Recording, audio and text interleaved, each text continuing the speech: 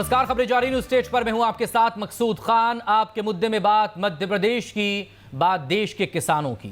मध्य प्रदेश में किसानों के भारत बंद का मिला जुला असर दिखा है। कई इलाकों में सामान्य तरीके से ही रोज की तरह कामकाज चलता रहा, वहीं कई इलाकों में ऐसा भी रहा कि शटर बंद रहा, शटर डाउन रहा। लेकिन जिस तरह की तस्वीरें प्रदेश भर से सामने आई, उसके बाद सवाल यही, क्या किसानों के लिए चल रहे आंदोलन में सियासी दलों की घुसपैठ हो गई है? और क्या किसान आंदोलन की आड़ में नेताओं को सियासी तलवार चमकाने का मौका मिल गया है? तमाम खास लोग हमारे साथ जुड़ेंगे, उनसे बात करेंगे, लेकिन पहले ये रिपोर्ट।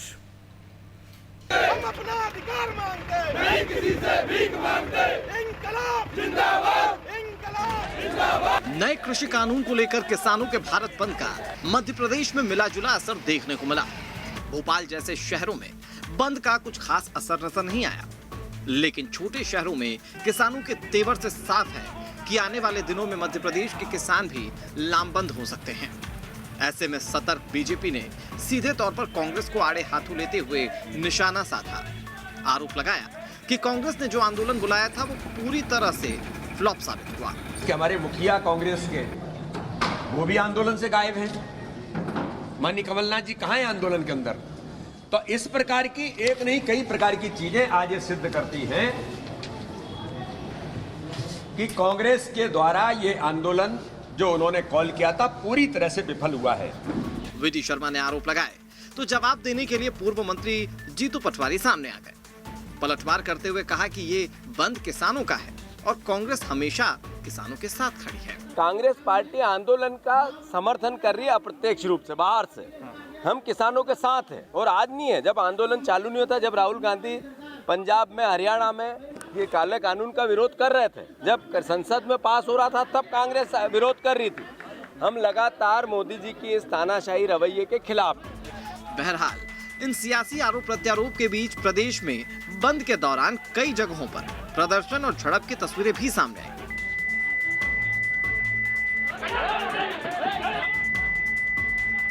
जिसमें ग्वालियर में केंद्रीय मंत्री नरेंद्र सिंह तोमर का बंगला घेरना शामिल है।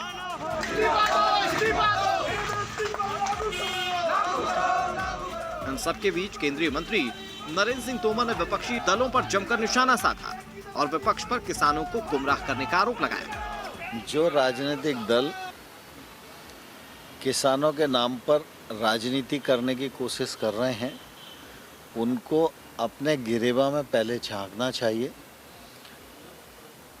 वो या तो घोषणा पत्र के माध्यम से जनता को गुमराह कर रहे थे और या आज किसानों को गुमराह करने के लिए इस प्रकार का कृत्य कर रहे हैं। वैसे तो किसान तीनों कानूनों को रद्द किए जाने की मांग कर रहे हैं, लेकिन इस भारत बंद की सबसे बड़ी वजह है एमएसपी। कांग्रेस किसानों के बहाने बीजेपी की घेराबंदी करने में जुटी है, तो वहीं बीजेपी इस कवायद में है कि कांग्रेस के पाले में किसानों को कम से कम ना जाने दिया जाए। अगर किसान दुखी है, आज जो ये किसान लाखों किसान आए हुए हैं, ये क्या कांग्रेस के इशारे पर आए हैं? ये वो अपनी दुख, दर्द और पीड़ा व्यक्त करने आए हैं। ये 2013 का ट्वीट है। इसके अंदर उन्होंने कहा है कि all Congress states by 15 January delist fruits and vegetables from APMC act, so farmers have choice to sell and consumers benefit low prices. ये 2013 में कांग्रेस के ऑफिशियल ऑल इंडिया कांग्रेस का ट्वीट है। हालांकि सड़कों पर उतरे किसानों के तेवर से साफ है कि मामला भविष्य में और गरमाएगा और सियासत इस पर आगे भी यूं ही जारी रहेगी। Team news state. और इस मुद्दे पर बात करने के लिए वरिष्ठ पत्रकार, राजनीतिक विश्लेषक शिव अनुराग पटेरिया जी हमारे साथ मौजूद हैं। किसान नेता के तौर पर भारतीय किसान यूनियन के प्रदेश महासचिव शैलेश यादव हमारे साथ मौजूद है। बहुत स्वागत है आप दोनों लोगों का। पॉलिटिकल गेस्ट में रजनीश अग्रवाल जी हैं और बीजेपी की तरफ से, कांग्रेस की तरफ से डॉक्टर अमीनुल खान सूरी हमारे साथ मौजूद हैं। आपका भी बहुत स्वागत है। शुरुआत यादव साहब आप ही से करते हैं। किसानों का मुद्दा है, किसान आंदोलन चल रहा है। वैसे तो सितंबर के महीने से ही चल रहा है, लेकिन चर्चा उसके बाद से ज़्यादा होने लगी जब ये तमाम किसान जो हैं देश की राजधानी दिल्ली को घेरने के लिए बॉर्डर पर तैनात हो गए। तो ज़रा बताइए कि किसानों का मकसद सिर्फ हंगामा खड़ा करना है, जैसा कि आज नज़र भी आया, या फिर वाकई में आप चाहते हैं कि सूरत और तस्वीर बदलनी चाहिए किसानों की?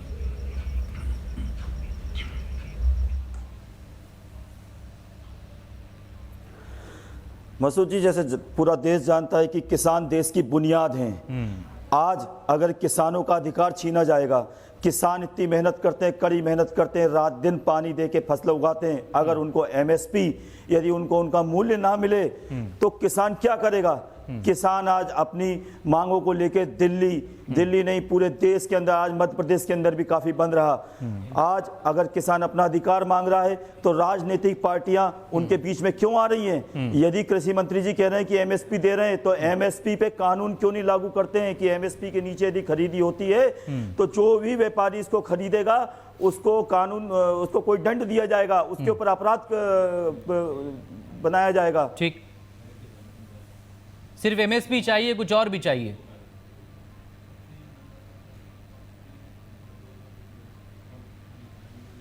किसान सिर्फ एमएसपी अपना अधिकार मांग रहा है। किसान ये चाहता है कि वो अपने मूल्यों को अपने तरीके से अपना बाजार में अपने भाव में बेचे, ना कि व्यापारी उनको कम दामों पे खरीदे। जब इतनी मेहनत करता है तो उसको अपनी फसलों का सही मूल्य क्यों नहीं मिलता है?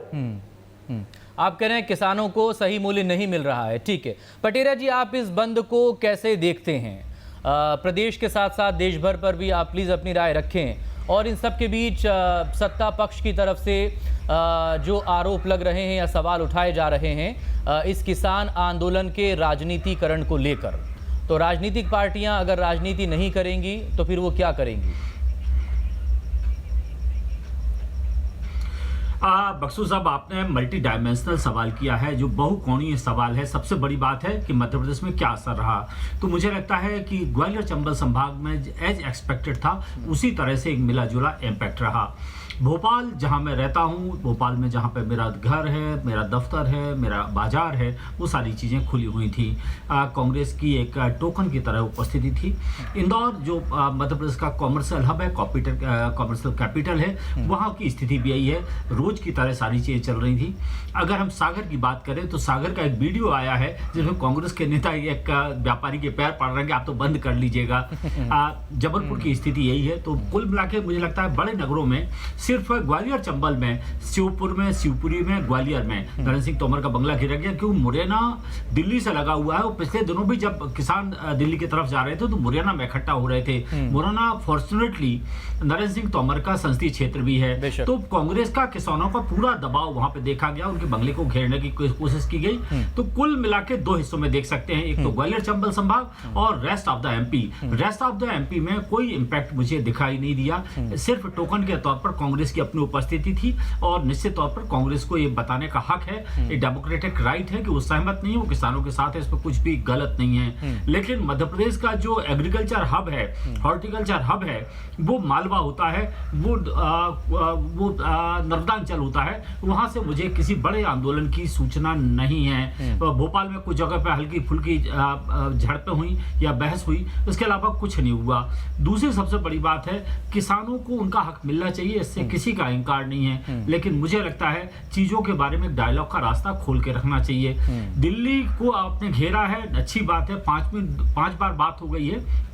वैसे दुनिया में सारे गतिरोधों का एक ही हल होता है कि आप डिस्कशन टेबल पर जाएं, गोलमेज टेबल पर जाएं, बातचीत करें। और केंद्र सरकार से यहाँ जो डायलॉग के अलावा कोई रास्ता नहीं है। मकसूद हम भी आपस में वही कर रहे हैं। और सबसे बड़ी बात है कि अब आज आप विज्ञान भवन में बैठे हैं, अगर इस कानून को बनाने के पहले अगर एक बार बैठ लिया होता तो मुझे लगता है ये हालात ही पैदा नहीं हुए होते। ठीक है, एक और सवाल का जवाब दे दें, फिर रजनीश जी के पास में जाऊंगा कि अगर हम कृषि प्रधान देश हैं और हमारी आधी से ज़्यादा आबादी जो है वो कृषि पर ही डिपेंडेबल है या उससे जुड़े बाकी और व्यवसाय से लेकर बाकी क्षेत्रों में हैं, तो फिर आखिर क्यों ये किसान सड़कों पर उतर रहा है? देखिए, सबसे बड़ी दिक्कत है कि 2 हेक्टेयर से कम की जोत 60% से ज़्यादा है, 70% हो सकती किसानों के पास में।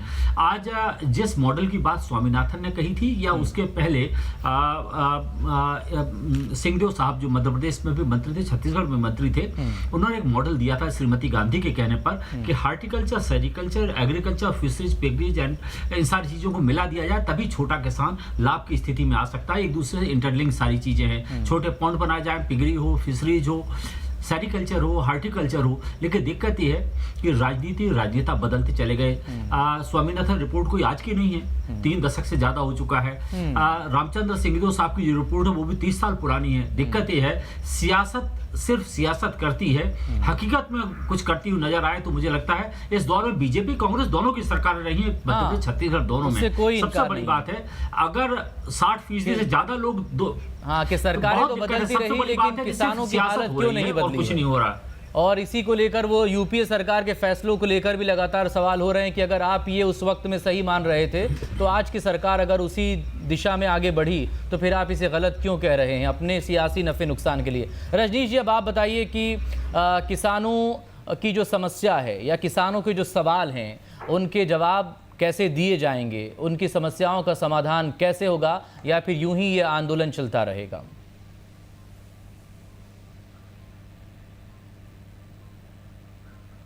देखिए, आज अभी जो चर्चा में आदरणीय शिव अनुराग पटेरिया जी ने बहुत अच्छी इस चर्चा की शुरुआत की है और तीनों चारों मुद्दे मुझे लगता है उन्होंने उठाए हैं और वो सवाल भी हैं और जवाब भी हैं।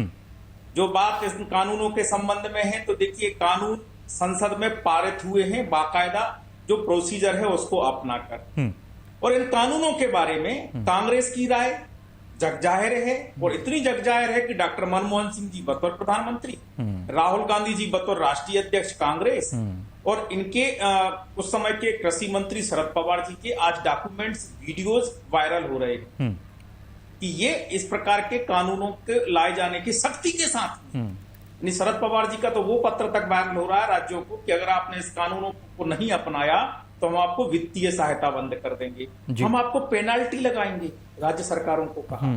ममता बनर्जी की सरकार ने इससे मिला जुला कानून 2014 में ही लागू कर दिया। रिलायंस को बुलाने का आग्रह करते थे कैप्टन अमरिंदर सिंह जी। कई प्रकार के कॉर्पोरेट, क्षमा करिए, जो संविदा खेती है, कॉन्ट्रैक्ट फार्मिंग है, उसको लेकर कई कांग्रेस शासित राज्यों ने और इनके संघी साथी दलों के शासित राज्यों ने अपना रखा है। तो इसलिए एक प्रकार का सहमति का दौर, किसान के कई, इवन ये योगेंद्र यादव जी जो इच्छाधारी प्रदर्शनकारी हैं, कभी भी किसी भी प्रदर्शनकारी में अपने आप को शामिल कर लेते हैं, उन्होंने भी एपीएमसी के बारे में अपनी राय व्यक्त की थी जो हम कानून के समर्थन में प्रकट हुई। तो एक नहीं तमाम मत, तो इसलिए किसानों के सुधार के लिए 3 बिल लेके आए हैं। किसानों के पास में चॉइस है कि आप इसको बेचें या उसको बेचें, आपकी मर्जी से बेचें। आपको स्टॉक करना है तो स्टॉक की भी आपको लिमिट है, उस पर आपको लोन लेना है तो लोन भी आप ले सकते हैं, आप अपना माल वेयर हाउस में रख सकते हैं, वो भी आपको फ्री। और एमएसपी पर जो बात आपने बहुत सारी आजादी दे दी है किसानों को। कांग्रेस तो पहली बात तो इन बिलों के समर्थन में, इन 3 बिलों के बाद मैं उस पर कांग्रेस का पक्ष लूंगा, लेकिन दरअसल मेरे 2 बातें समझना चाह रहा हूं मैं आपसे रजनीश जी, जो कि किसानों की तरफ से ही हैं। सोशल मीडिया पर आपने खूब ये देखा और सुना होगा, किसान जो है इस तरह के होर्डिंग्स लेकर खड़े हुए हैं कि रोटी गूगल से डाउनलोड नहीं हो सकती। वो ऐसा क्यों कह रहे हैं? और ये भी एक सवाल है उनका कि अगर जब तक कृषि से जुड़े लोग कृषि कानूनों पर उनके सुझाव नहीं लिए जाएंगे तो इसी तरह के कानून आते रहेंगे। तो क्या वाकई में ऐसा रहा है? और इसके अलावा एमएसपी को लेकर एक जो समिति, उसको लेकर भी एक रिपोर्ट ये सामने आई है कि जो 2 सदस्य किसानों के लिए, किसान नेताओं के लिए खाली रखे गए हैं वो अभी तक खाली ही हैं, वहाँ पर किसी की नियुक्ति ही नहीं हो पाई। तो हालात कैसे बदलेंगे? दूसरा एक छोटा सा एग्जाम्पल किसानों की तरफ से ये दिया जा रहा है कि अगर 5 रुपए का बिस्किट का पैकेट 5 रुपए से कम में नहीं खरीदा जा सकता, 4 रुपए में नहीं खरीदा जा सकता, तो फिर उनके 1800 रुपए धान की कीमत अगर कहीं एक जगह पर उन्हें मिल रही है तो वो 1000 या 1100 रुपए में क्यों खरीदी जा रही है?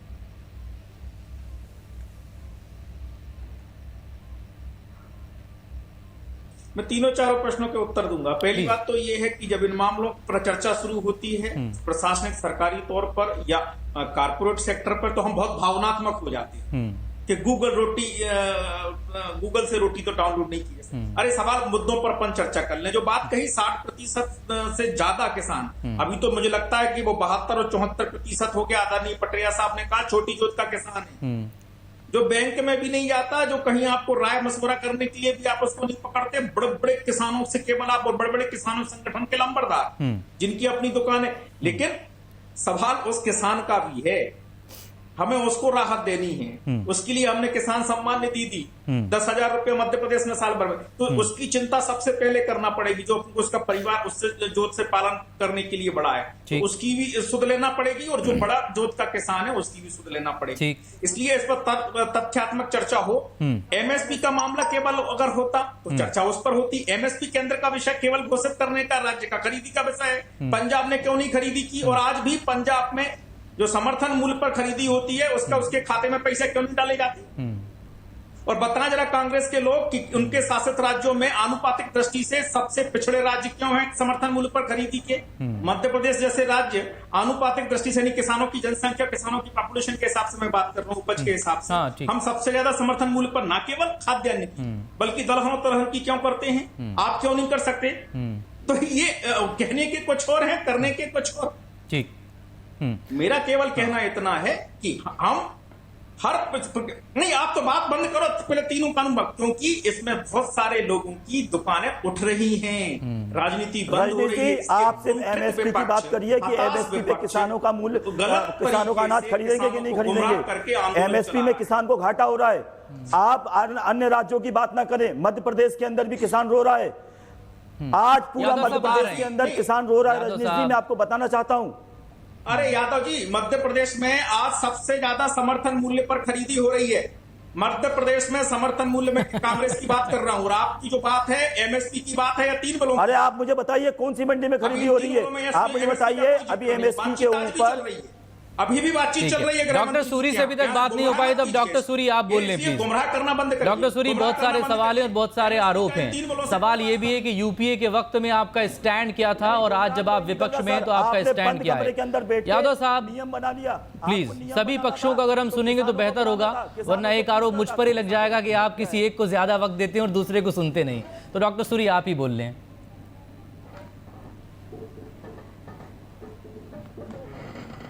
देखिए मकसूद भाई, 3 विषय को लेके किसान सड़कों पे आ गया है। एमएसपी का विषय है, एसेंशियल कमोडिटी एक्ट को लेके विषय है, और तीसरा विषय बिजली का जो एक्ट पारित हुआ है, उन तीनों विषयों को लेकर किसान सड़कों पर है। सबसे बड़ा सवाल ये उठता है, एमएसपी का विषय तो सबके सामने है कि जिस समय मंडी में रिफॉर्म करने की जरूरत थी कि मंडी को और बेहतर कैसे करेंगे, मंडी को मजबूत कैसे करेंगे, उस समय माननीय प्रधानमंत्री और भारतीय जनता पार्टी की सरकार मंडियों को खत्म करने पे आ गई, किसानों के पीछे पड़ने को आ गई।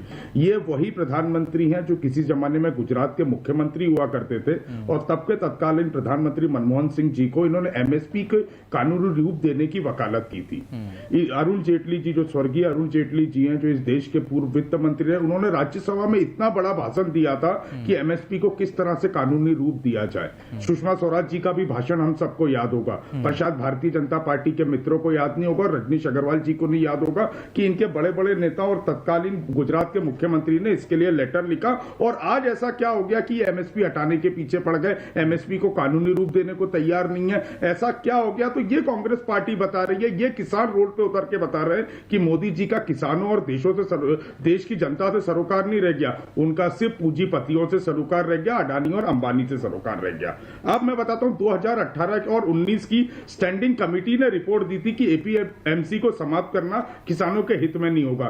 फिर क्यों जाके आप, जब स्टैंडिंग कमेटी की लिखित में रिकॉर्ड में मौजूद है, जो एग्रीकल्चर को लेकर स्टैंडिंग कमेटी थी, तो आप उसके खिलाफ जाके क्यों आपने काम किया? आप मुझे ये बताइए सबसे ज्यादा कि एसेंशियल कमोडिटी एक्ट से स्टॉक लिमिट आपने हटाने का काम क्यों किया? स्टॉक लिमिट अगर एसेंशियल कमोडिटी एक्ट से हटेगी, चाहे दाल हो, गेहूं हो, चावल हो, बाजरा हो, ऑयल सीड्स हो, किसका फायदा होगा? क्या बड़े व्यापारियों का फायदा नहीं होगा? वो किसान से कम दाम में खरीदेंगे माल को, और स्टॉक लिमिट उनके पास में होगी नहीं, स्टॉक करेंगे, और जो कंज्यूमर है, आप, हम और अनेक लोग, उनको महंगे दामों में मिलेगा। क्या नुकसान होने जा रहा है इस चीज में देश में, और किसका फायदा होने जा रहा है, ये जवाब दे। अब शरद पवार जी का लेटर की बात की आपने, शरद पवार जी ने लेटर में क्या लिखा हुआ है? क्यों भारतीय जनता पार्टी भ्रम फैलाने का काम कर रही है? क्या संघीय प्रणाली में देश का कृषि मंत्री राज्यों को एक एपीएमसी के लिए सुझाव नहीं मांग सकता? उन्होंने सुझाव भी मांगे हैं, माननीय नरेंद्र मोदी जी की तरह नहीं कि मंडियों को ध्वस्त करने वाला कानून निकाल के राज्य सरकार के ऊपर थोप दिया है। कि वो सुझाव था या वो धमकी थी एक तरह की उस लेटर में, जो भाषा का इस्तेमाल किया गया? रजनीश जी। देखिए, दोनों तीनों बातें, एक तो आपके चैनल का गलत उपयोग हो रहा है, दुरुपयोग कर रहे हैं कि सरकार एमएसपी बंद कर रही है। सरकार ने एमएसपी पर रिकॉर्ड तोड़ खरीदी करने का काम किया है, बंद करने का काम नहीं किया, इसलिए कांग्रेस के प्रवक्ता गुमराह कर रहे हैं। दूसरी बात ये कि एपीएमसी खत्म करने की बात ये भी गुमराह कर रहे हैं, कानून में कहीं प्रावधान नहीं है कि एपीएमसी खत्म कर रहे हैं। तीसरी बात जो स्टॉक की बात है, जो एसेंशियल कमोडिटीज एक्ट की बात कर रहे हैं, कमलनाथ जी ने बतौर मुख्यमंत्री कांग्रेस के नेता हैं कि नहीं है, पीसीसी अध्यक्ष हैं कि नहीं है, उन्होंने समर्थन किया था कि अब इस कानून की जरूरत नहीं रह गई, जो एसेंशियल कमोडिटी एक्ट पुराना था उसकी जरूरत नहीं रह गई। ये कमलनाथ जी ने किया और रिकॉर्ड किया है। और कॉन्ट्रैक्ट फार्मिंग की वकालत करने वाले भी कमलनाथ संशोधन की बात कही थी, उस पर स्कोर घटाने की बात की थी, संशोधन नई चीजों को करने के लिए बात की गई थी। हम वित्तीय मदद बंद कर देंगे, इसलिए झूठ बोलने का काम। और 2019 का घोषणा पत्र इनका है जिंदा, लिखित में घोषणा पत्र जिंदा है, उसमें भी लिखा है। तो ये गुमराह कर रहे हैं, इसीलिए किसान नेता कह रहे हैं कि कांग्रेसियों कम्युनिस्टों दूर रहो, हमारा अपना है आंदोलन, हम बातचीत कर रहे हैं। अभी गृह मंत्री अमित शाह जी के घर पे किसान नेता बातचीत कर रहे हैं, संवाद जारी है। लेकिन ये इनकी दाल गल नहीं रही है, हताश हो चुके हैं कि किसानों के बीच में आधार बचा नहीं है। हाँ ठीक है डॉक्टर सिटी बोले, फैलाने का काम विपक्ष के कांग्रेस के समाजवादी रजनीश जी सुनेंगे आपको, आप बोले। कम्युनिस्ट पार्टी ने किया, केवल हिंसा फैलाने देखिए, का काम। ये गुमराह करने का काम भारतीय जनता पार्टी बहुत अच्छे से करती है, और रजनीश जी बेफालतू की बातें इधर उधर की करके मुद्दों को डेविएट करने का काम कर रहे हैं। अगर कमलनाथ जी ने कहा संशोधन करने की बात की कि इस कानून को और अच्छे से अच्छा बनाया जा सके ताकि हमारे किसान भाइयों को उसमें फायदा मिल सके, ना कि ये कानून ही खत्म कर दिया जाए, अपने हिसाब से कॉर्पोरेटों के पैसे बांट दिए जाए, कॉर्पोरेट घराने ला दिए जाए, ताकि उपभोक्ता भी महंगी चीज खरीदे, किसान सस्ते में बैठे और परेशान हो जाए इस देश का किसान। हाँ बताओ ना, आप बताओ। हमने नेशनल कमीशन फॉर एग्रीकल्चर की बात की ताकि एक राष्ट्रीय कमीशन बन सके जिसके अंदर एग्रीकल्चर कृषि को लेकर सुधार ला सके, और उन चीजों पे काम किया गया। आप तो ये बताइए, आप तो यहाँ बैठ के गुजरात के सीएम ने, नरेंद्र मोदी जी ने मनमोहन सिंह जी को लेटर लिखा था एमएसपी पे कानूनी रूप धारण करने का। आप आज क्यों पलट रहे हैं नरेंद्र मोदी जी? जब गुजरात के मुख्यमंत्री थे तब तो कानूनी रूप की बात कर रहे थे, आज क्यों पलटी मार रहे हैं? जवाब जिस तरह के अंदेशे जाहिर किए जा रहे हैं तो उसमें किसानों के साथ साथ तो आम आदमी को भी नुकसान हो सकता है। अरे बताइए, नरेंद्र मोदी जी की बात कीजिए, बार बार इधर उधर की क्यों बात कर रहे हैं? तथ्यों पे बात कीजिए ना। आप हिंसा फैलाने का काम करते हो, इसलिए दाल नहीं जल रही। अरे नरेंद्र मोदी जी ने क्या लेटर लिखा था? एमएसपी के कानूनी रूप की बात की थी, आज क्यों पलट रहे हैं? सीधा जवाब दीजिए ना, सीधे सवाल का। अरुण जेटली जी ने इतना अच्छा भाषण दिया था, उससे मुकर के क्यों भारतीय जनता पार्टी की आज की सरकार कर रही है? मेरे पास वक्त इतनी इजाजत मुझे दे रहा है। पटेरिया जी और यादव साहब हमारे साथ बने रहेंगे। रजनीश जी बहुत शुक्रिया आपका, डॉक्टर अमीनुल खान सोरी आपका शुक्रिया। इस सब के बीच 8 दिसंबर का भारत बंद तो हो गया, लेकिन 9 दिसंबर को जो अगली बैठक होने जा रही है उस पर भी हमारी नजरें बनी रहेंगी। ये देखना होगा कि किसान अपनी जगह से क्या थोड़ा आगे पीछे होंगे, क्योंकि सरकार तो लगातार बातचीत की पेशकश कर रही है, या फिर यस और नो को लेकर जो उनका स्टैंड है वो कायम रहेगा, और इन हालातों में क्या कोई बीच का रास्ता निकल भी पाएगा। छोटे से ब्रेक के बाद छत्तीसगढ़ की बात।